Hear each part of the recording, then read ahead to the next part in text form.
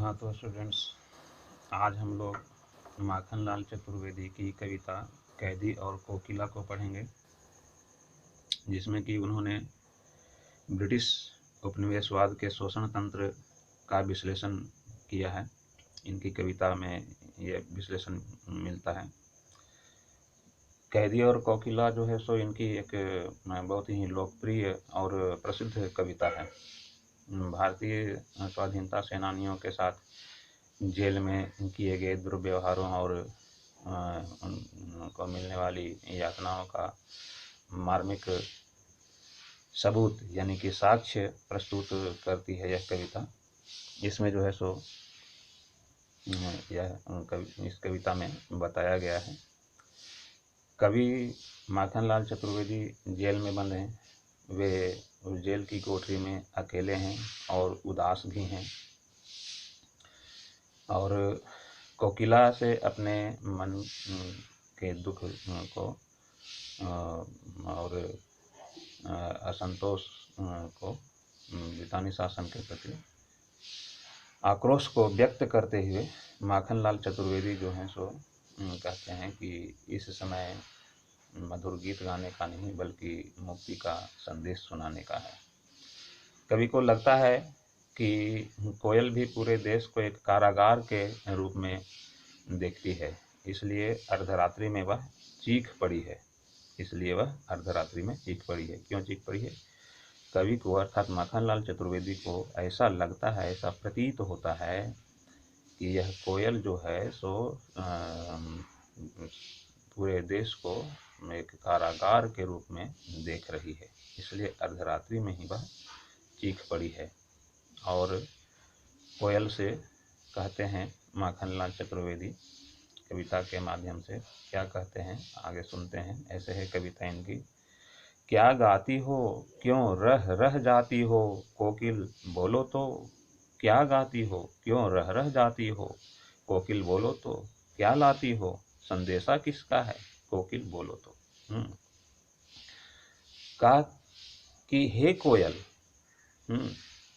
क्या गाती हो, कारागार के ऊपर जो है सो बार बार क्यों मंडरा रही हो। जहाँ बंद हैं, जिस कारागार की कोठरी में बंद हैं माखनलाल चतुर्वेदी, वहाँ पर कि तुम बार बार वहाँ पर मंडरा रही हो, क्या गा रही हो, क्या कहना चाहती हो तुम। वह कौन सी बात है तुम्हारे मन में जो तुम कहना चाहती हो। निश्चय ही कोई विशेष बात होगी जिसके बारे में तुम कहते कहते रुक जाती हो, रह जाती हो, अर्थात कहते कहते रुक जाती हो। तुम मेरे लिए कोई प्रेरणा लाई हो, क्या तुम मुझे कोई संदेशा देना चाहती हो, किस प्रकार के भाव मेरे मन में भरना चाहती हो, क्या संदेशा लाई हो।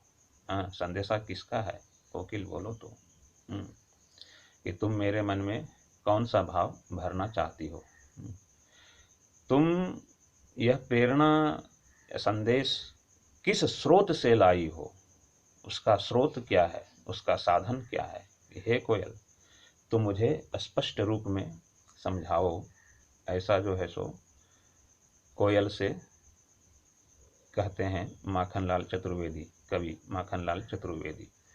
जब उसे अर्धरात्रि में चीखते हुए सुनते हैं, उसकी आवाज़ को जब अर्धरात्रि में सुनते हैं, कोयल की आवाज़ अर्धरात्रि में जब माखनलाल चतुर्वेदी सुनते हैं, तब जो है सो उनको ऐसा लगता है कि वह कुछ कहना चाह रही है। इसीलिए कहते हैं कि हे कोयल, तुम कारागार के ऊपर मंडरा कर बार बार क्या गा रही हो। तुम मन की कौन सी गहरी बात कहना चाहती हो, विशेष बात कहना चाहती हो।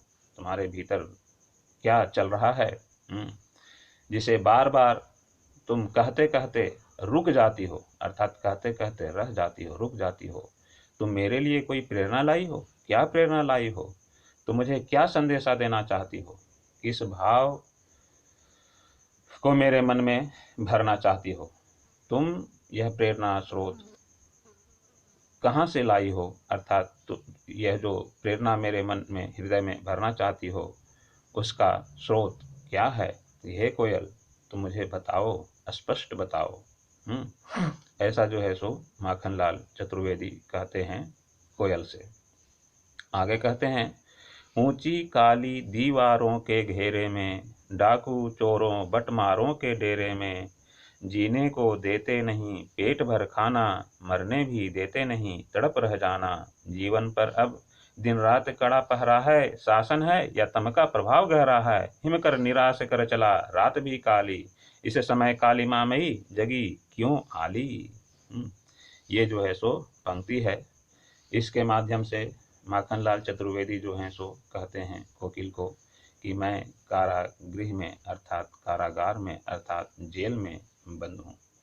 यह ऊंची दीवार, अंधेरी दीवार अर्थात कोठरी अंधेरी, मैं यहाँ पर बंदी के रूप में हूँ। यहाँ डाकू चोर और भी दुष्ट प्रवृत्ति के लोगों का निवास है। मुझे उनके मध्य अर्थात उनके बीच में रहने पर विवश होना पड़ रहा है, अर्थात मैं उनके बीच में रहने को विवश हूँ। यहाँ जीवन निर्वाह के लिए पेट भर भोजन तक भी नहीं दिया जाता है। यहाँ तो मरने की भी सुविधा नहीं है। यहाँ पर मरने की भी सुविधा नहीं है, अर्थात मुझे मरने भी नहीं दिया जाता है। उस पर भी पहरा है, मेरे मरने पर भी पहरा है। ऐसा नरकीय जीवन जीते हुए भी हमें विवश और कष्टपूर्ण जीवन जीना पड़ रहा है। हमारे जीवन पर रात दिन ब्रिटिश सैनिकों का कड़ा पहरा है। ऐसा जो है सो कह रहे हैं माखनलाल चतुर्वेदी। हमें कोई कार्य करने की स्वतंत्रता नहीं दी जा रही है, अर्थात हमें कोई भी कार्य स्वतंत्रता पूर्वक करने की सुविधा नहीं है। सरकारी गुप्तचर और सिपाही जो हैं ब्रिटिश शासन के, वे हमेशा हम पर जो है सो निगरानी रखे हुए हैं, हमेशा निगरानी रखे हुए हैं। जीवन पर अब दिन रात कड़ा पहरा है, शासन है या तम का प्रभाव गहरा है। यह शासन नहीं है, यह तो अन्याय है और घोर अन्याय चल रहा है इस देश में। घोर अन्याय चल रहा है। चारों ओर केवल मनमानी है, और वह मनमानी अंधकार का राज्य है। मनमानी रूपी अंधकार का राज्य है, काले शासन रूपी अंधकार का राज्य है। आगे कहते हैं कि हिमकर निराश कर चला रात भी काली, इस समय काली माँ मई जगी क्यों आली। इसके माध्यम से, इस पंक्ति के माध्यम से कहते हैं माखनलाल चतुर्वेदी जी कि अब चंद्रमा भी जो है सो छुप चुका है। चंद्रमा भी आसमान से गायब हो चुका है, वह भी छुप चुका है, अर्थात हमें वह भी रोशनी नहीं दे रहा है, प्रकाश नहीं दे रहा है, अर्थात उम्मीद की कोई किरण जो है सो, आशा की कोई भी किरण जो है सो हमें नज़र नहीं आ रही है। रात भी जो है सो बिल्कुल घनी है, अंधेरी है, क्योंकि चांद भी जो है सो छुप चुका है। आशा और प्रेरणा के सभी स्रोत जो हैं सो बंद हो चुके हैं। आशा और प्रेरणा के सभी स्रोत जो हैं सो, सभी केंद्र जो हैं सो बंद हो चुके हैं, समाप्त हो चुके हैं।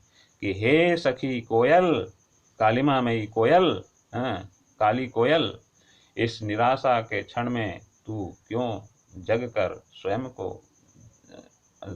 तुम स्वयं जग कर पूरे के पूरे संसार को जगा रही हो। इस समय काली माँ मई जगी क्यों आली। आली सखी, एक हे सखी, इस अंधेरी रात में तुम स्वयं जग कर औरों को क्यों जगा रही हो। यहाँ पर कोयल अंग्रेज सरकार के अत्याचारों से जो है सो क्षुब्ध है, ऐसा जो है सो कहा गया है। वह जेल में बंद कैदियों के साथ हो रहे अत्याचारों को देख करके पिघल सी गई है, इसलिए वह जेल की दीवार पर मंडरा कर गा रही है।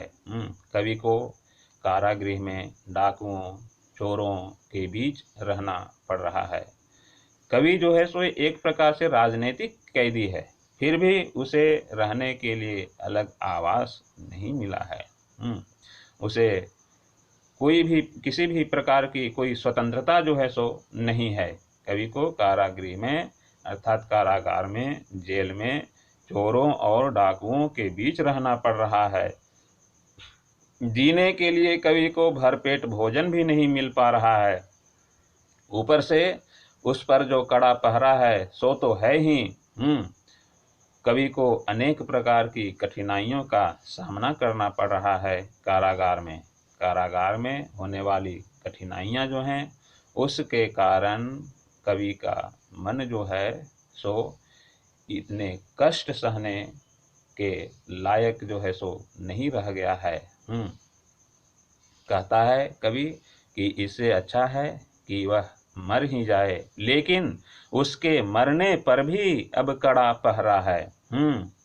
उसके मरने पर भी कड़ा पहरा है, मरने भी देते नहीं, तड़प रह जाना, जीवन पर अब दिन रात कड़ा पहरा है। वहाँ मरने की भी जो है सो स्वतंत्रता नहीं है। तो ये जो है सो ब्रिटिश सरकार की, ब्रिटिश शासन की अंधेर शासन की व्याख्या जो है सो इस कविता में, विश्लेषण जो है सो इस कविता में किया गया है। रात भी काली हो चुकी है, चांद जो है सो छुप चुका है, अर्थात चांद जो है सो डूब चुका है। कहने का अर्थ कवि का ये है कि कवि को कुछ ऐसा लग रहा है जैसे स्वयं प्रकृति भी उस पर क्षुब्ध है, अर्थात उसके दुख को देख करके प्रकृति भी जो है सो दुखी है। इस कविता में यही जो है सो कहा गया है। कहा ना कि ऊंची काली दीवारों के घेरे में, डाकू चोरों बटमारों के डेरे में। यह जो ऊंची काली दीवार जो है अर्थात वहाँ संपूर्ण अंधेरा ही है। ठीक है, वहाँ पर अंधेरे का शासन है, अर्थात अत्याचार का ही जो है सो शासन है। और वहाँ पर जो है सो डाकू हैं, चोर हैं, बटमार हैं। बटमार से तात्पर्य पॉकेटमार कहा गया। या राह चलते लोगों के साथ जो छीना झपटी करते हैं, जो उनको लूटते हैं, ऐसे लोगों के साथ जो है सो इस प्रकार की दुष्प्रवृत्ति वाले लोगों के साथ जो है सो कवि को रहना पड़ रहा है जेल में। उसका जो है सो वही निवास है।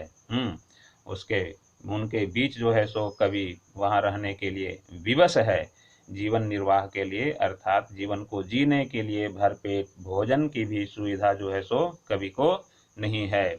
यह जो है सो कवि इस कविता के माध्यम से सुना रहे हैं। यानी कि भारतीय स्वतंत्रता सेनानियों के साथ जेल में क्या दुर्व्यवहार किया जा रहा है और उनको क्या यातनाएं दी जा रही हैं, उन यातनाओं को माखनलाल चतुर्वेदी जो हैं सो इस कविता के माध्यम से लोगों के बीच ला रहे हैं। और जो है सो कवि लोगों को यह सुनाना चाहते हैं कि ब्रिटिश साम्राज्य जो है सो कैसा है या कैसा था। तो कुल मिलाकर के कहना यही है यहाँ पर इस पाठ में कि अंधकार का जो शासन है, ब्रिटिश साम्राज्य का अत्याचार और अनाचार का जो शासन है उस पर जो है सो प्रकाश डाला गया है, उसका जो है सो विश्लेषण किया गया है इस कविता में कवि माखनलाल चतुर्वेदी के माध्यम से। ठीक है, आज के लिए इतना ही। तब तक संबंधित क्वेश्चन का आंसर आप लोग तैयार कीजिएगा। मैं पुनः उपस्थित होऊंगा अगले वीडियो में। तब तक के लिए मेरा वीडियो आप सब्सक्राइब कीजिए, उसको लाइक कीजिए ताकि मेरा वीडियो आप तक पहुंचता रहे। धन्यवाद।